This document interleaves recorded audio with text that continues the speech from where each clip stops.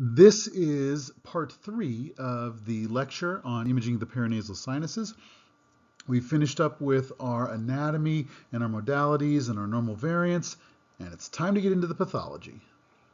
So I've decided to organize the pathology of the paranasal sinuses into these categories. We'll start with congenital stuff, and we'll spend a long time on infection, both traditional bacterial rhinosinusitis and fungal infections.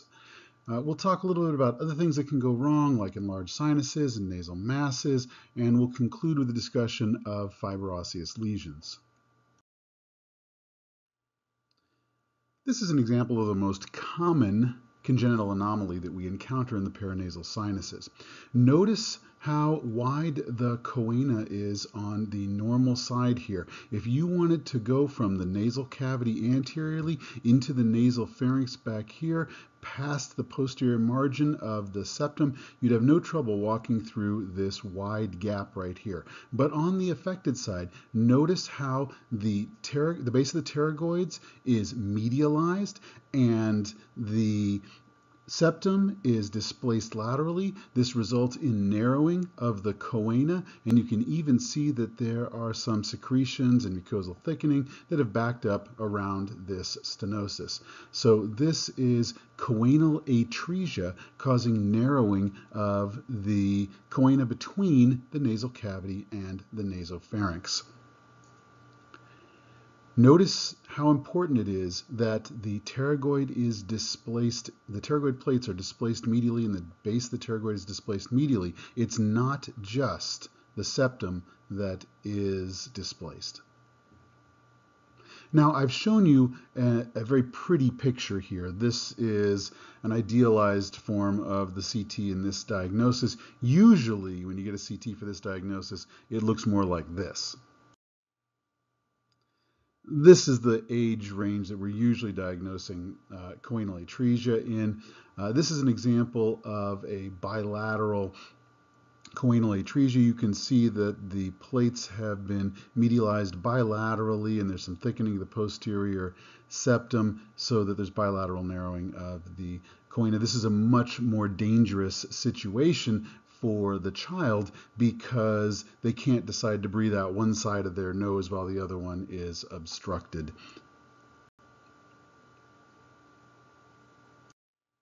There is another form of congenital abnormality that affects the anterior aspect of the nasal vault instead of the posterior aspect, and that's piriform sinus stenosis.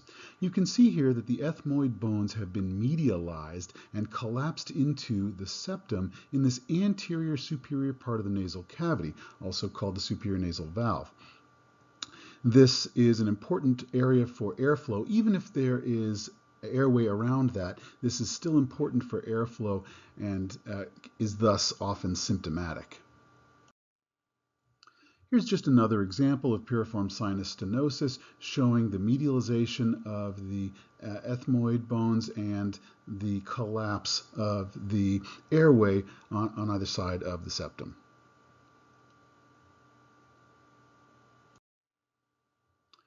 Now let's talk about sinusitis. This is by far the most common reason that we image the paranasal sinuses. Usually what we're looking for when we image for sinusitis is acute bacterial sinusitis. And when I don't see that on any sinus imaging, I always say at the end, no evidence of acute bacterial sinusitis. That's a routine part of my dictation because this is really what we're looking for. This is what gets a patient to deserve antibiotics.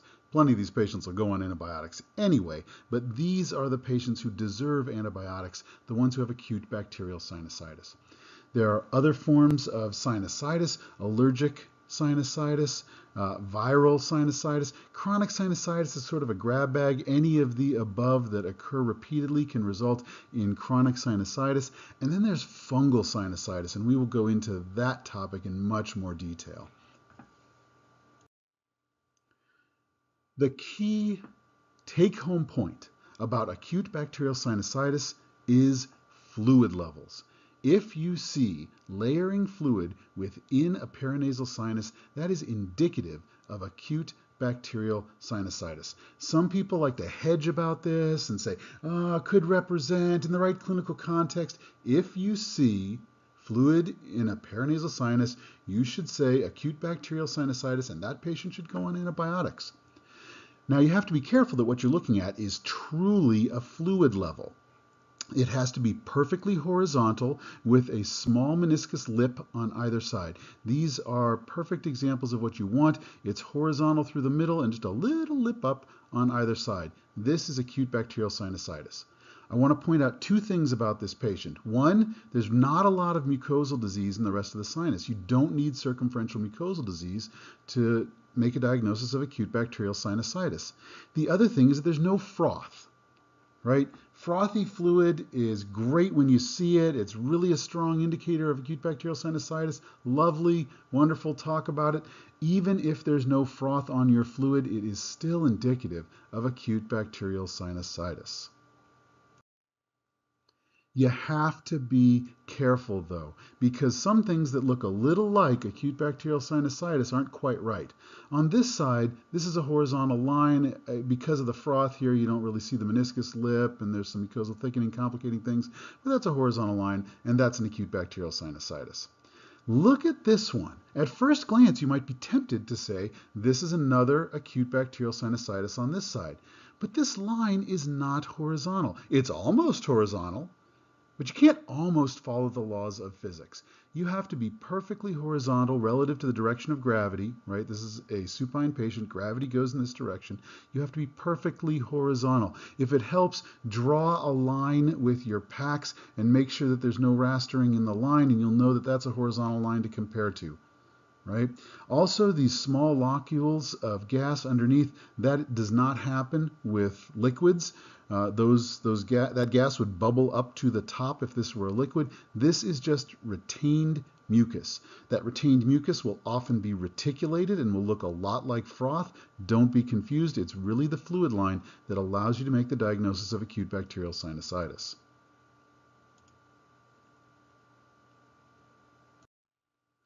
Of course, the same thing is true on MR. Usually this is an incidental finding on an MRI performed for other purposes, but there's a horizontal line with a little lip on this side, probably a little mucosal thickening, making it a complex lip on that side. Another example of acute bacterial sinusitis. No surprise in how this looks on MR. I know I've talked about how we shouldn't be doing plain films, but you can detect acute bacterial sinusitis on plain films. This horizontal line right here, that is a fluid level in this maxillary sinus, and this is acute bacterial sinusitis. Some people have advocated performing just this one Waters view as a screening tool for acute bacterial sinusitis in the maxillary sinuses, where it's most common. But the truth is that you don't save much in convenience or in radiation to just do the CT and know for sure. I do have one caveat for you regarding acute bacterial sinusitis.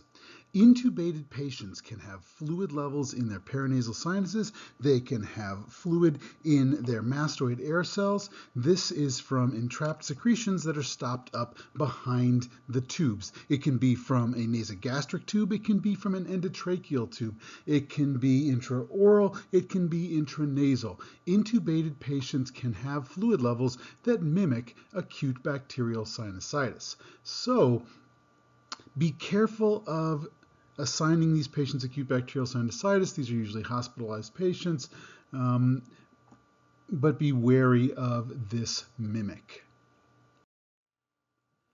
Mucosal thickening is one of these common underlying findings that is present in all the different forms of sinusitis that we've discussed. Anything that inflames the sinuses will respond with mucosal thickening. Normally, you should see bone going straight into gas. There should be no perceptible mucosa. Obviously, it's there, but there should be no perceptible mucosa between the bone and the gas in the sinus. If you see any soft tissue there, that's mucosal thickening. That's abnormal. When I see it like this all the way around, I call that circumferential mucosal thickening, and of course we want to grade this as mild, moderate, I would call this moderate, or severe where the majority of the sinus is filled. So we used to say when we saw mucosal thickening, we used to say this is chronic sinusitis. But the truth is, it's not just chronic sinusitis that can produce this. A viral sinusitis can produce this. An allergic sinusitis can produce this. And so now we stick with the more descriptive term of mucosal thickening because that's really more accurate. It encompasses both chronic sinusitis, viral sinusitis, allergic sinusitis.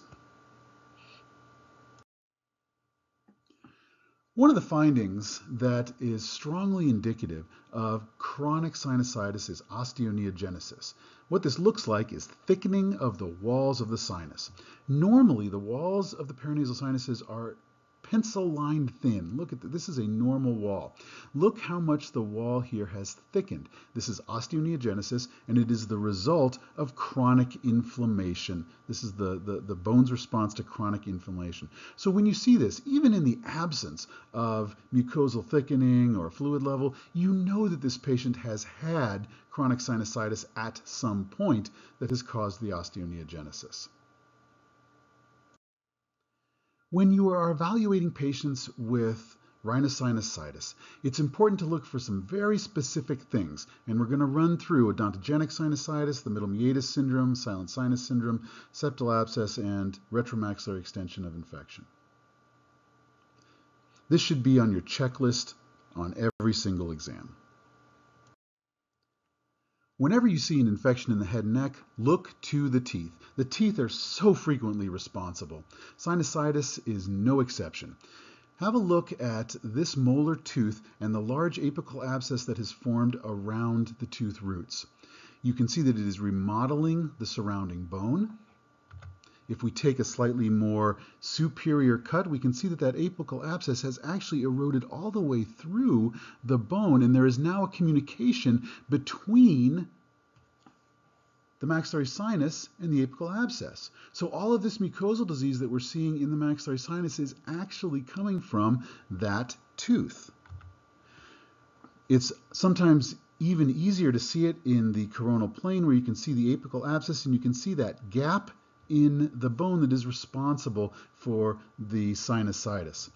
This patient will not get better until that tooth is addressed, until the tooth is removed and the abscess is treated. You can do all the surgery you want on the sinuses themselves, it'll just keep coming back. The tooth has to be addressed. Remember back to the lecture on anatomy when we talked about how the different pathways dumped into the nasal cavity. And we said that the middle meatus received mucus from the frontal sinuses, from the maxillary sinuses, and from the anterior ethmoid air cells. So, if you see mucosal disease that is predominantly in the frontal sinus, the maxillary sinus, and the anterior ethmoid air cells on one side of the face, it is probably something gone wrong with that middle meatus, and we call this a middle meatus syndrome. It's a good name. So you should be looking for masses within the middle meatus. Sometimes they're small and difficult to see, and sometimes there's no mass there. Sometimes through chronic inflammation, the middle turbinate has been drawn laterally and collapsed the middle meatus, and it's just a post-inflammatory syndrome. Now, if you've been looking at this image carefully, you may have noticed one other thing. There's a reason that I show you this picture right after we talked about odontogenic sinusitis, because this patient does have a communication between the oral cavity and the maxillary sinus that's responsible for all of this disease. This is another example of odontogenic sinusitis. Now, when I see an open communication like this, I use the term Oroantrol Fistula. That is, it's a communication between the oral cavity and the maxillary antrum, which is the other name for the maxillary sinus, the antrum. So Oroantrol Fistula. In fact, I'll even use that term when there is still a tooth there and it is an apical abscess that's communicated in. Not that that's a true Oroantrol Fistula, but I use the term because I want to emphasize how serious this problem is and how it needs to be addressed, and that phrase Oroantrol Fistula tends to elicit more of a response.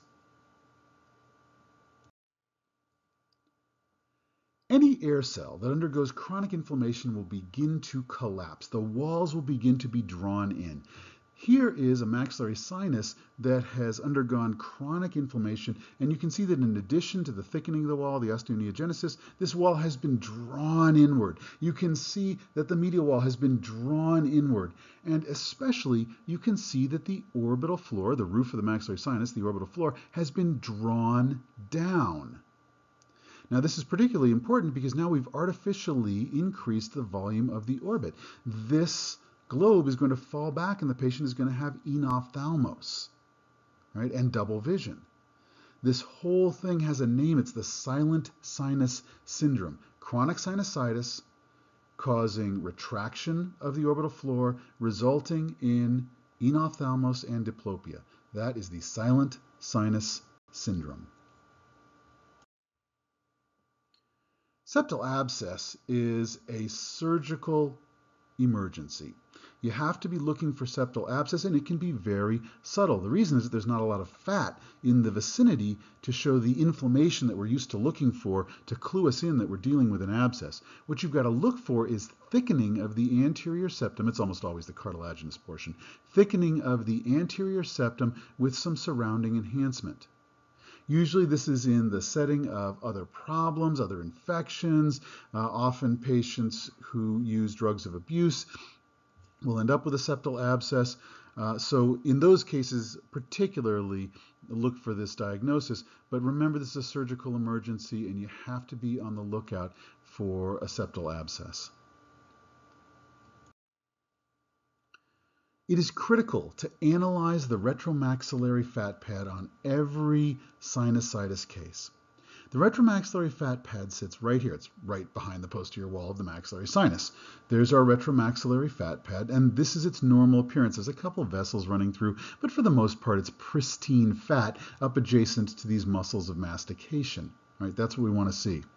Here's a patient with severe sinusitis as a result of prior trauma. And you can see that the retromaxillary fat pad here is infiltrated and there is actual phlegmon forming along the posterior wall of the maxilla.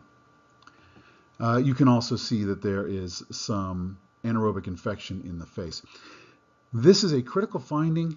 This has to be addressed, and it may make it more likely that this patient goes to surgery in order to ensure that this infection can be treated. It's an indicator of severe extension of disease once it breaches the posterior wall of the maxillary sinus into the retromaxillary fat pad. Now you might say, okay, this patient has trauma, there is a defect in the posterior wall, but this can happen even without a traumatic defect, just by infection spreading through Haversian canals into the retromaxillary fat pad, so keep an eye out even without trauma. This is particularly important in invasive fungal sinusitis, and we'll return to it when we reach that topic. Okay, this is probably my favorite topic in the paranasal sinuses, and that's fungal sinusitis. When fungus infects our sinuses, the manifestation of that fungal infection depends on our immune system.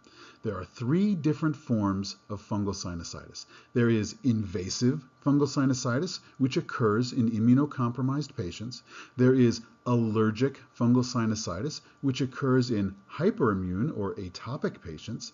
And there is Mycetoma, also known as a fungus ball, which occurs in normoimmune individuals. So, your immune status defines how fungus infects your sinuses.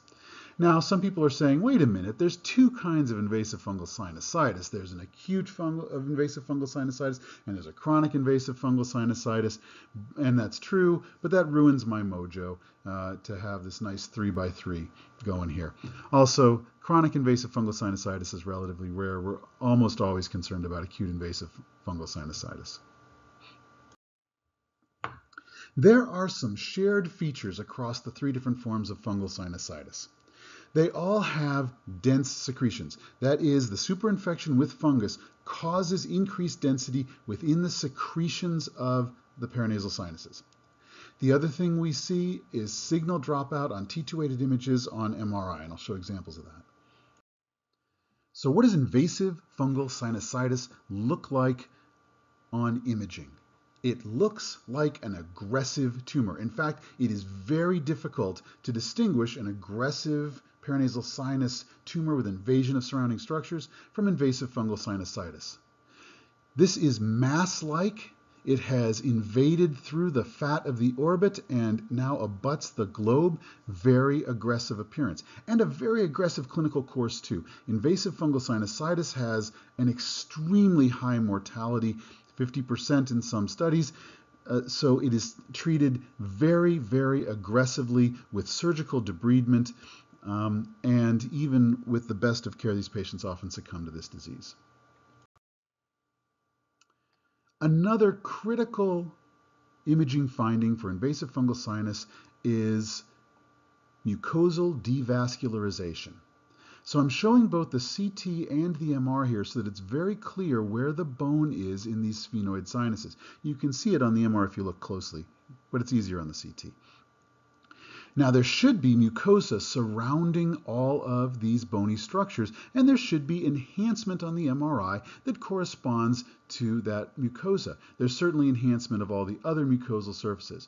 But look here, these bones show no evidence of surrounding mucosal enhancement. That is devascularization of the sinonasal mucosa, and it is strongly associated with invasive fungal sinusitis, a critical MR finding, the loss of mucosal enhancement. I know we just talked about the retromaxillary fat pad, but in the setting of invasive fungal sinusitis, we've got to talk about it again. You have to be looking, in these patients with fungal sinusitis, you have to be looking at the retromaxillary fat pad. Certainly all the other fat pads, but this one in particular deserves your attention. The second form of fungal sinusitis is allergic fungal sinusitis, and this occurs in atopic individuals. The radiologic appearance here has been called a cascading pattern of hyperdensity. I'm not really sure what that means, but if you're confronted on a multiple choice test, that's the answer, cascading. What it looks like to me is dense central secretions with a preserved mucosal rim around them. Allergic fungal sinusitis does not erode the bone, it does not destroy the mucosa, it just causes dense secretions inside each of the cavities. So you can see the lining of low density thickened mucosa interspersed between areas of dense secretions. I'm going to show several examples of allergic fungal sinusitis because once you've seen a few of these, it becomes an Aunt Minnie and you're going to be able to recognize it. Once again, here in the ethmoid air cells, dense central secretions, rim of more hypodense mucosa, right? Here's another example in the maxillary sinuses, right? Dense secretions interspersed with thickened hypodense mucosa. Hammering it home here, here is involvement of the sphenoid sinuses and the ethmoid air cells. These all look alike. Allergic fungal sinusitis really looks alike. Dense secretions surrounding hypodense mucosa, no bony destruction. Allergic fungal sinusitis. Really good example here surrounding mucosa. All right, I think we've seen enough examples. Here's what it looks like on MRI, a little more confusing. You can see that there is a abnormal enhancement on all the mucosal surfaces with non-enhancing material centrally, harder to come down on a definitive diagnosis on MRI. The third form of fungal sinusitis occurs in normal immune individuals, and it's a mycetoma, sometimes called a fungus ball. Here, there is a rounded focus of dense material within a single sinus, and it does not fill the sinus like in allergic fungal sinusitis. The mucosal disease is maybe just adjacent to where the fungus ball is, and this is what we're looking for. Sometimes it's a little more linear, sometimes it takes a different shape depending on the surrounding mucosa, but sometimes it's spherical, and it really is a ball of fungus. Right, so that's what we're looking for, a rounded area of hyperdensity in the middle of a sinus. It's almost always in the maxillary sinuses. Mycetomas frequently have speckled areas of coarse calcification scattered through them. That's another good sign for mycetoma. Right? Hyperdense material with scattered calcifications. These frequently calcify. One of the important things about fungal sinusitis is how it affects T2 signal. This is true for all forms of fungal sinusitis. I want you to look at these two sinuses here. Obviously, a lot of sinusitis going on, a lot of mucosal thickening, but I want to pay attention to these two sinuses here. Right? When you see dark T2 signal in the paranasal sinuses, you think to yourself, oh, that's just air normally filling one of the sinuses. And in one of these two cases, you're right. Now let's look at the T1 on this exact same patient, right? Sure, this is air. There happens to be, I don't know how this one posterior ethmoid cell escaped all the sinusitis, but it did. There's a single cell here that is still aerated, right? But look at this sphenoid sinus. That's not air.